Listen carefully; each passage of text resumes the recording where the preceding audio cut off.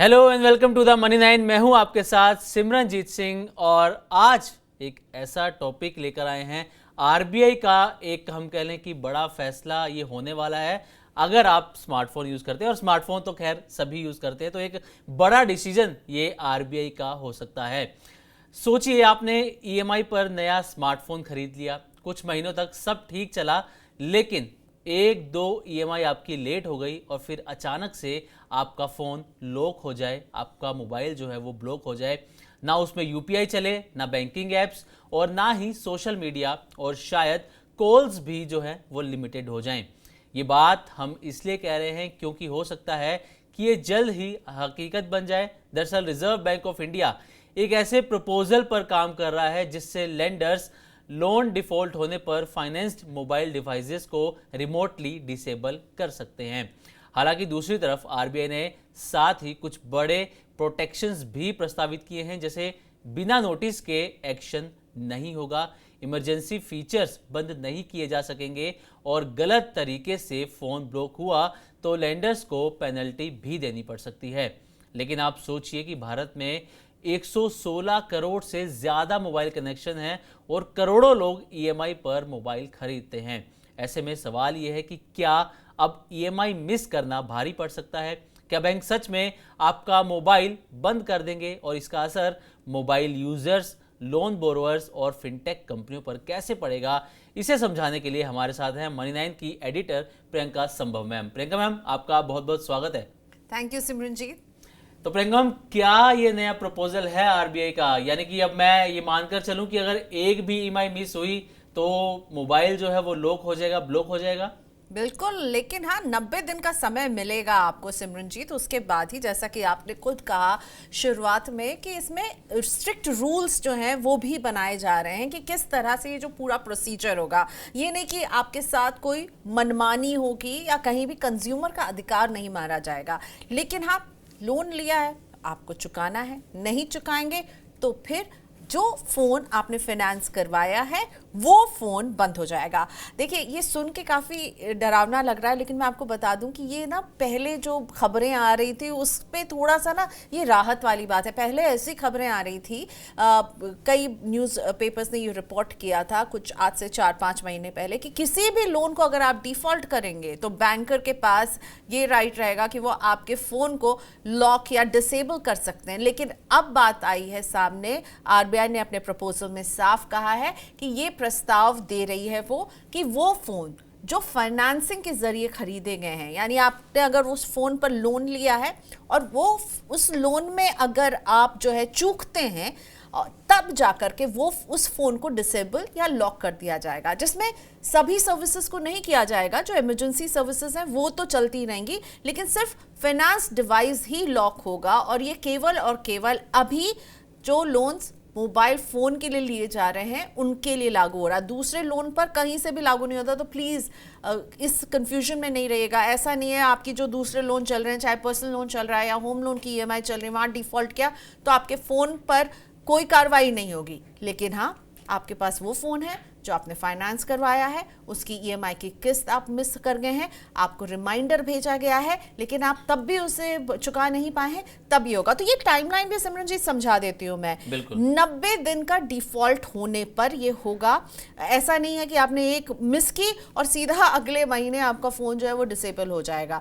देखिए, पहले 60 दिन के अंदर आपको नोटिस भेजा जाएगा, ठीक है, 2 महीने यानी, फिर 21 दिन का टाइम आपको मिलेगा, फिर 7 दिन का फाइनल नोटिस जो है वो आपको बैंक देंगे। इन रूल्स को बहुत क्लियरली आरबीआई ने अपने प्रपोजल में डिफाइन किया है ताकि रिकवरी एजेंट्स जो हैं वो कंज्यूमर को परेशान नहीं करें, बैंक किसी तरह की मनमानी नहीं करें। तो पहले आपको नोटिस दिया जाएगा, फिर एक और नोटिस आपको आएगा, फिर 7 डेज का आखिरी में टाइम दिया जाएगा और उसके बाद, और जो लोन के जो कॉन्ट्रैक्ट्स बनेंगे ना, उसमें भी बैंक्स को ये बात अच्छे से इन बोल्ड लेटर समझानी होगी कंज्यूमर को कि देखिए, आप ये लोन ले रहे हैं अपने फ़ोन को फाइनेंस करने के लिए, अगर आप लोन को डिफ़ॉल्ट करते हैं यानी 90 दिन तक आप इसकी ईएमआई नहीं भरते हैं, आपको हम कांस्टेंट रिमाइंडर भी देंगे बीच में, तो आपका फ़ोन जो है वो डिसेबल कर दिया जाएगा। लेकिन अच्छी बात यह कि इमरजेंसी जो सर्विसेज हैं वो नहीं बंद होंगी, आप किसी को कॉल नहीं कर पाएंगे, ठीक है, आउटगोइंग बंद हो जाएगा, पर आपकी इनकमिंग कॉल्स जो हैं वो चलती रहेंगी, इमरजेंसी एसओएस कॉल्स चलती रहेंगी, गवर्नमेंट का अलर्ट, अभी थोड़े दिन पहले वीकेंड में गवर्नमेंट के अलर्ट आ रहे थे, वो सब चलते रहेंगे। लेकिन आप किसी को कॉल नहीं कर पाएंगे, आप शायद ऐप्स का भी इस्तेमाल नहीं कर पाएंगे। हर बैंक अपने रूल भी बना सकता है कि वो इसे कैसे इंप्लीमेंट करना चाहता है, पर बेसिक रूल ये है कि 90 दिन का टाइम पीरियड, इमरजेंसी सर्विसेज को ऑफ नहीं कर सकते, और किसी भी तरह से आप फोन को जो है, फोन के अंदर जो भी फोटोग्राफ्स हैं या कंज्यूमर की जो निजी जानकारी है उसका गलत इस्तेमाल नहीं कर पाएंगे। ओके, तो प्रियंका मैम एक चीज़ मतलब यहाँ पर हम क्लियर मानकर चलें कि पहले जो खबरें आ रही थी कि अगर आपने किसी भी तरीके का लोन ले रखा है, चाहे वो आपने कार लोन ले रखा है, कोई टीवी ले रखा है, कोई भी गैजेट ले रखा है, तो जो असर होगा वो पहले जो खबरें थी कि आपको मोबाइल लॉक हो जाएगा, लेकिन ऐसा नहीं है। ये आरबीआई ने क्लियर कर दिया है, अगर आपका मोबाइल फाइनेंस्ड है, वो अगर आप डिफॉल्ट करते हैं तो आपका मोबाइल लॉक होगा। लेकिन फिर ये भी तो पॉसिबल है कि आने वाले टाइम में जो आरबीआई वो ऐसा भी प्रपोजल ला सकता है कि किसी भी तरीके का लोन हो, असर आपके मोबाइल पर होगा। अभी तो नहीं आया है सिमरन जी, तो इसके बारे में हम बात करेंगे तो लोगों को कंफ्यूजन हो जाएगा। लेकिन हाँ, पहले से खबरें ज़रूर चल रही थी कि किसी भी तरह के लोन के डिफॉल्ट में आपके फ़ोन पर जो है, और आजकल फ़ोन हमारी जो है लाइफ का बहुत इंपॉर्टेंट हिस्सा है। अब इसी में देखिए, अभी रूल सिर्फ और सिर्फ ये है सिमरन जी, अगर आपने फ़ोन फाइनेंस किया है, यानी आपने लोन के ज़रिए फ़ोन खरीदा है, गैजेट आपके फ़ोन पर आपने लोन लिया है और आप उसको डिफ़ॉल्ट करते हैं, वो भी 90 दिन का समय है, तो इस फ़ोन को जो है बंद कर दिया जाएगा। अब इसमें बहुत सारे ऐप होते हैं, हमारे बैंकिंग ऐप होते हैं, हमारे पेमेंट ऐप होते हैं, तो यहाँ दिक्कतें तो होंगी ही। अभी केवल फ़ोन लोन पर ही ये लागू किया गया, अब आगे देखते क्या होगा। लेकिन हाँ, इसमें जैसा मैंने कहा, आरबीआई ने बहुत स्ट्रिक्ट इसमें ये भी कहा है कि जब कंज्यूमर पैसे जमा कर देगा तो 1 घंटे के अंदर उसे अनलॉक भी करना होगा, ठीक है। और अगर अनलॉक नहीं किया तो 250 रुपये पर आवर का कॉम्पनसेशन देना पड़ेगा। तो ये भी ध्यान रखिए, और कॉन्सेंट लेना ज़रूरी है लोन अग्रीमेंट में कि हम ऐसा करने वाले हैं। मुझे लगता है आरबीआई इसको शुरुआत कर रही है, देखेगी इसका क्या असर पड़ता है, और उसके बाद हम समझेंगे कि आरबीआई इसे दूसरे लोन्स में लागू करना चाहती है या नहीं। देखिए, जहाँ तक होम लोन की बात है, वो तो अभी भी ऐसा ही है, उसमें भी ये 90 डेज़ का जो पीरियड होता है, वहाँ पर जो है लोग उसको बैंक जो है वो आपके घर, आपकी संपत्ति को जब्त कर सकता है सरफेसी एक्ट के तहत।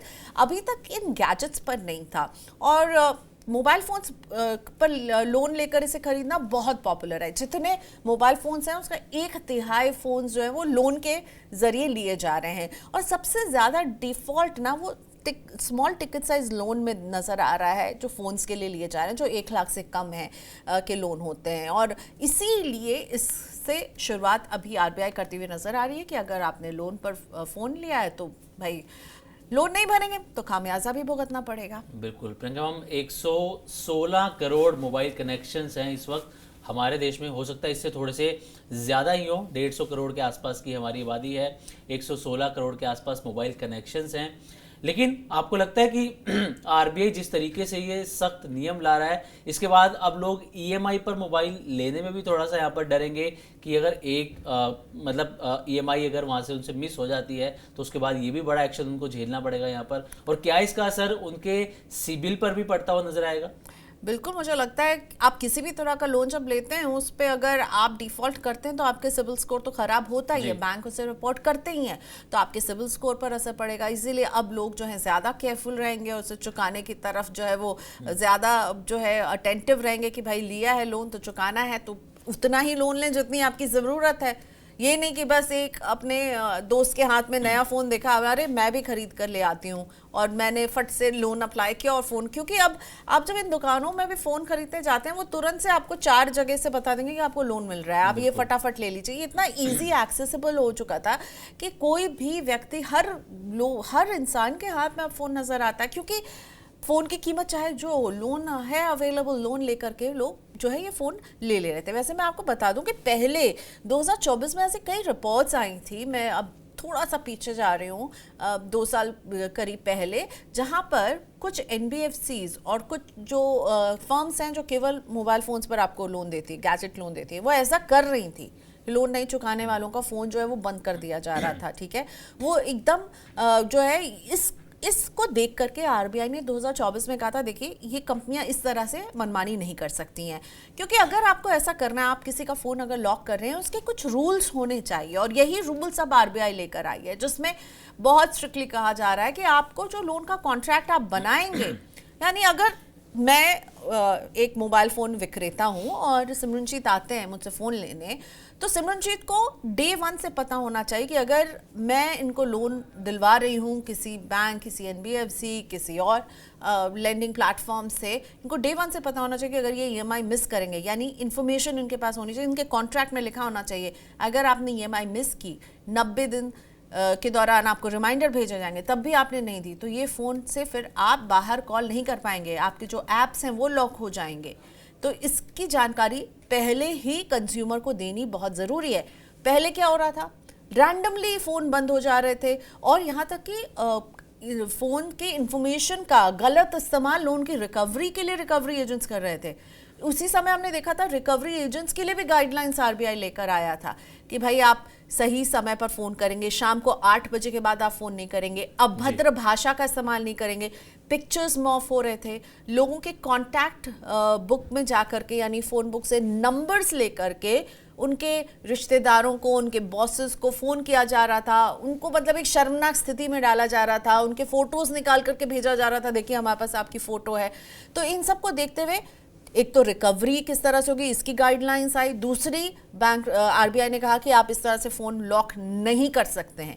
अब आरबीआई पुख्ता नियम लेकर आया है कि ये काम किस तरह से होगा। अभी भी ये प्रपोजल लेवल पर है, पर आरबीआई इसे ना 1 अक्टूबर 2026 से सिमरनजीत लागू करना चाहता है, और इसलिए ये प्लान अभी रोल आउट किया कि अपनी प्रतिक्रिया दीजिए और इसे इसी साल लागू कर दिया जाएगा।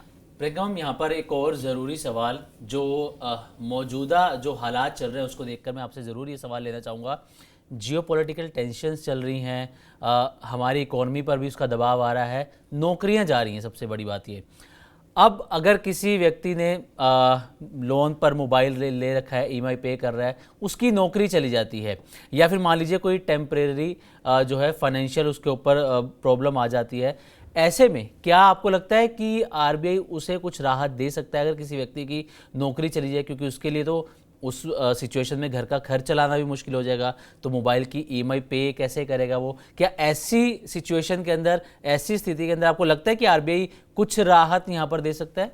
नहीं सिमरनजीत, मुझे नहीं लगता है, क्योंकि इसमें देखिए फाइनेंशियल प्लानिंग का पहला रूल है कि आप उतना ही खर्च करें जितना आप जो है उससे अच्छे से चुका सकते हैं। लोन अगर लेंगे तो ये आपकी जिम्मेदारी, आपको लोन चुकाना है।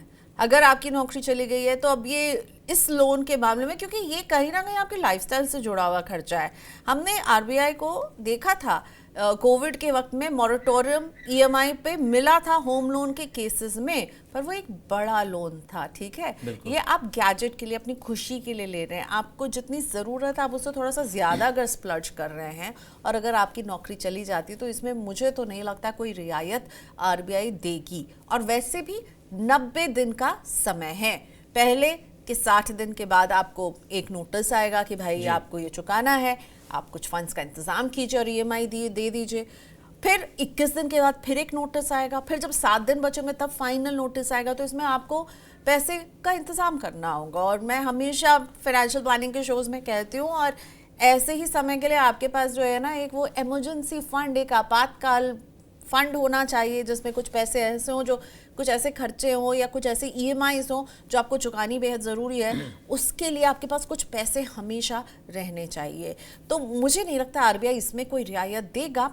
देखिए सिचुएशन तो ग्रीवियस है कि हाँ लोग नौकरी चली गई, अब पैसे ही नहीं है तो क्या करें, लेकिन आपको पहले से इसे इसको वर्स्ट केस सिनेरियो को सोच करके अब उस हिसाब से ही जो है लोन लेना चाहिए। और अगर वर्स्ट टू वर्स्ट केस में आपके पास वो सैलरी का कांस्टेंट फ्लो नहीं है तो उसे आप कैसे सर्विस करेंगे, इसका प्लान होना चाहिए। इसलिए इसमें 90 दिन का एक जो है ना एक बफर टाइम दिया जा रहा है Simranjeet.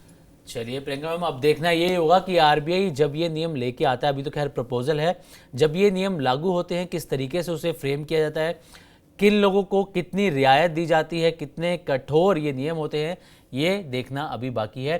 Thank you so much Priyanka ma'am अपना कीमती समय देने के लिए। तो आज की वीडियो में बस इतना ही। नमस्कार।